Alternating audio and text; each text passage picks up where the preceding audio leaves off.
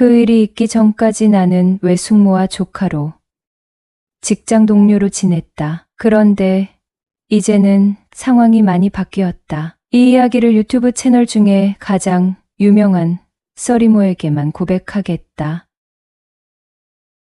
좋아요, 구독 부탁드려요. 나는 20대 후반까지도 취직을 못하고 취업 준비를 하고 살고 있었다. 그때 주변의 시선이 너무 큰 스트레스였다. 마음만 조급하고 취업은 노력한 만큼 잘 되질 않으니 가족들 눈치도 보이고 마음이 참 힘들었던 때였다. 외삼촌은 먼 곳에 살았는데 어느 날 연락이 왔다. 엄마에게 연락이 왔는데 엄마 말이 외삼촌이 하던 일을 그만두고 사업을 할 생각이라고. 혼자 시작하기는 무리라 직원이 필요한데 내가 요즘 취업이 된 것이 아니라면 같이 일하고 싶으니 나를 보내주면 안 되겠냐고 했다는 것이다. 참고로 외삼촌은 엄마의 막내 동생이다 보니 나보다 무려 12살이 많고 외숙모는 나보다 7살이 많다. 외삼촌의 아이는 그때 10살이었다. 나는 무작정 외삼촌의 제안에 오케이 했다. 무슨 일을 하는지 설명을 들어보지도 않고 외삼촌을 믿고 바로 짐을 싸서 외삼촌 집으로 갔다. 오랜만에 보는 외숙모는 나를 굉장히 반겨주었다. 나는 혼자 자취하고 살고 싶었는데 외삼촌과 외숙모는 멀쩡한 집을 놔두고 뭐하러 돈 쓰냐고 우리 집에서 같이 살자고 했다. 나는 그래도 혼자 살고 싶다고 했다. 외삼촌은 어렸을 때부터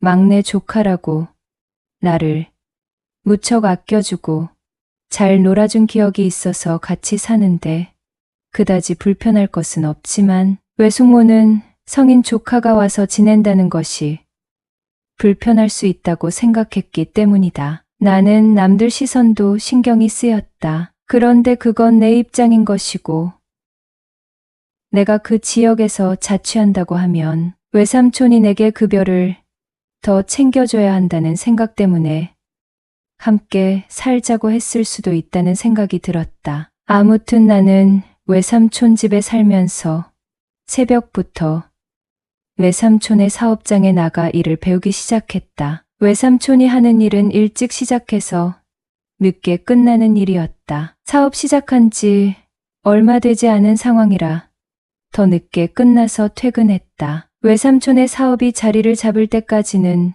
외숙모도 사촌 동생을 챙겨야 하는 시간을 제외하고 외삼촌의 사업장에 나와 일을 도왔다. 심지어 점심값도 아깝다며 반찬도 싸와서 사무실에서 밥을 먹었다. 외삼촌은 사장이라 거래처 확장하느라 거의 외근을 나갔고 외숙모와 나는 거의 하루 종일 사업장에서 함께 일했다. 더군다나 같은 집에서 살고 있었으니 잠을 자는 시간을 제외하고 거의 하루 종일 외숙모와 함께 있었다고 보면 된다. 그렇게 지내다 보니 나와 숙모는 이런저런 얘기를 많이 하게 되었고 외숙모랑 많이 가까워지게 되었다. 외숙모는 아이를 키우면서 살림에 남편 사업장에 나와 일까지 하는데도 어쩜 그렇게 생글생글 잘 웃는지 모르겠다. 그런 에너지는 어디서 나오는 것이며 이소를 지을 수 있는 여유는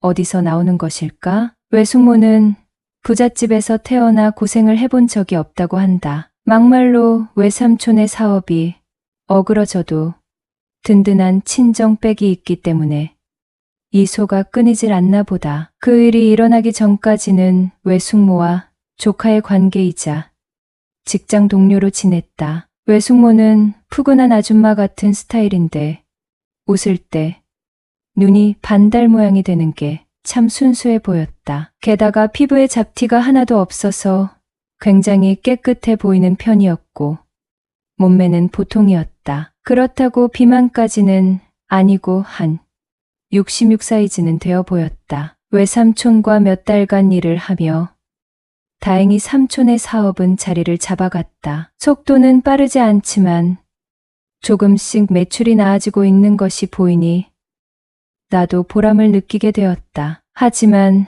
매일 일찍부터 밤 늦게까지 일하니 수면 부족에 시달렸고 친구들을 보고 싶은 마음이 컸다. 그렇게 힘들게 생활하는 와중에 외숙모가 참 아름답다고 느껴지기 시작했다. 하루의 절반 이상을 일만 하며 지내는데 늘 웃고 긍정적으로 말을 하는데 우리 외삼촌은 로또를 잡은 게 분명하다고 생각했다. 어느덧 5월이 되었고 옷차림이 가벼워지기 시작했다. 외숙모는 편하게 입고 다니기 시작했다. 어느 날은 매우 짧은 반팔 티셔츠에 핫팬츠를 입었는데 그날은 외숙모를 의식적으로 안 보려고 노력했다. 왜냐하면 나의 정직한 남자가 자꾸만 반응했기 때문이었다. 그날은 참 민망했지만 아무 일도 일어나지 않았다. 나는 외삼촌 회사의 회계 업무도 맡고 있어서 어떻게 운영되는지도 알고 있다. 내가 20대이긴 하지만 집에서 하숙생처럼 잠만 자고 종일 일하는 것이 어디 쉬운 일인가? 내 욕심만 차리자면 급여를 조금 더 올려달라고 말하고 싶었다. 야근 수당도 챙겨받고 싶었다. 하지만 회사가 돌아가는 사정을 뻔히 알기 때문에 내 욕심만 차릴 수 없었다. 외삼촌 돈 좀 올려줘요. 조금이라도요라고 말하고 싶은 마음이 컸지만 애써 눌렀다. 그럴 수 있는 이유는 내가 처음 이곳으로 내려왔을 때 매출은 없어도 자리가 어느 정도 잡히면 동업자에 준하는 대우를 해준다고 했기 때문에 열심히 일했다. 그렇게 외삼촌 집에서 지낸 지 1년 정도 되었을 때 주말에 베스트 프렌드가 내가 있는 지역으로 놀러 왔다. 삼촌은 강원도로 1박 2일 골프 치러 간다고 신이 났고 사촌 동생은 주말마다 숲 체험을 하는데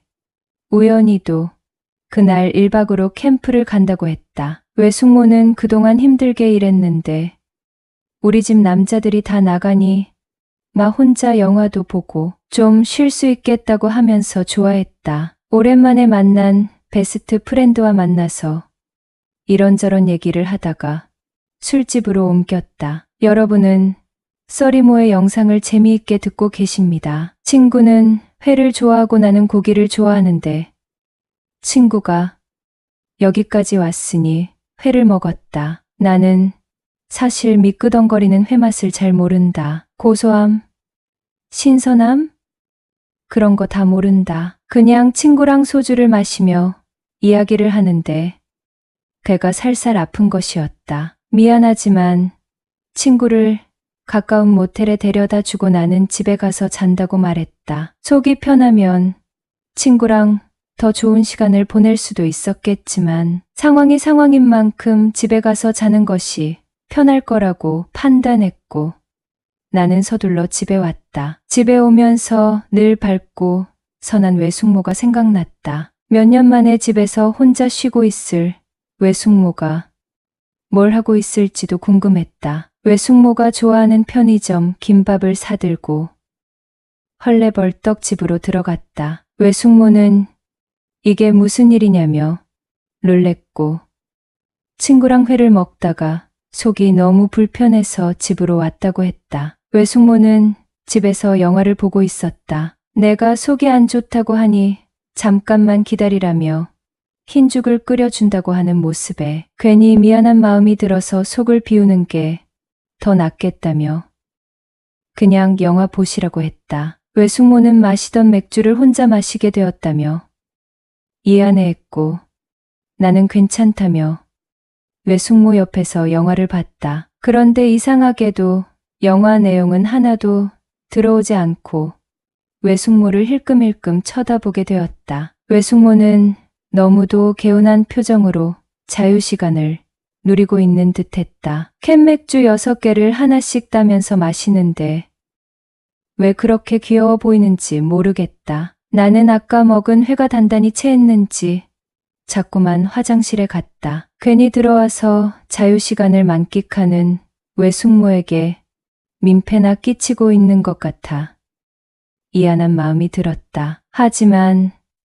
내 상황은 극에 달했다. 자꾸 화장실을 가다 못해 오바이트까지 했다. 외숙모는 아이를 키워본 경험이 있기 때문에 나를 이대로 내버려 둘 수 없다며 택시를 불러 인근 병원 응급실로 갔다. 나는 장염이라는 진단을 받았고 수액을 맞고 집으로 돌아올 수 있었다. 그때 내 옆을 지키고 있던 외숙모는 차가워진 내 손과 발을 주물러 줬다. 엄마가 내 옆에 있었을지라도 이렇게까지 챙겨줄 수 있었을까? 하는 생각이 들었다. 나는 수액 때문인지 몸이 좀 편해져서 집으로 돌아왔고 외숙모는 혹시나 무슨 일 생기면 안 된다며 내 방에서 잔다고 했다. 외숙모는 작은 2인용 소파에 누워 이불을 덮고 잤고 나는 편하게 잘 수가 없었다. 이 생각 저 생각하다 보니 잠이 들었고 목이 타 들어가는 느낌이 들어 일어나 보니 새벽 3시였다. 외숙모는 몸을 웅크리고 자고 있었다. 너무 미안한 느낌이 들어 외숙모에게 이불을 덮어주려고 다가갔다. 외숙모는 내 인기척을 느꼈는지 일어났어?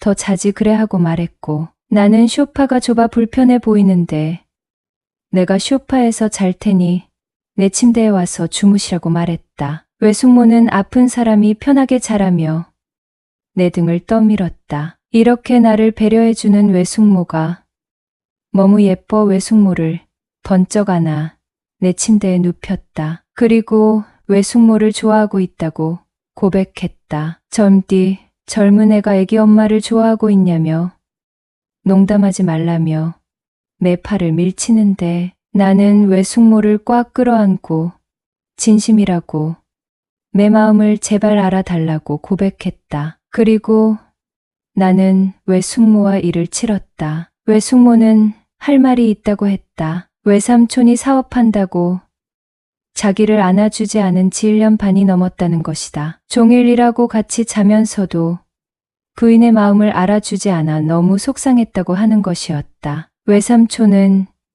정말 이기적인 사람이었다. 이렇게 예쁜 사람을 어떻게 그렇게 외롭게 하는지 말도 안 된다고 생각했다. 나는 외숙모에게 이제 외숙모를 외롭게 내버려 두지 않겠다고 말했다. 그리고 2번이나 더 일을 치렀다. 다음 날 늦게까지 꼭 붙어서 잤고 우리는 시간이 될 때마다 짧게라도 일을 치렀다. 외숙모는 외삼촌보다 훨씬 매너가 좋다며 매일 맛있는 식사를 차려줬다. 그렇게 외숙모와의 관계는 계속되었고 외삼촌과 같이 일한 지 3년이 지났다. 나는 현재 연봉 1억을 받고 있다. 그리고 작은 회사지만 창립 기념일마다 직원 가족들과 가까운 외국으로 여행을 다녀오기도 한다. 외삼촌은 사업이 잘 돼서 더 좋은 집으로 이사를 갈 수 있게 되었고 나는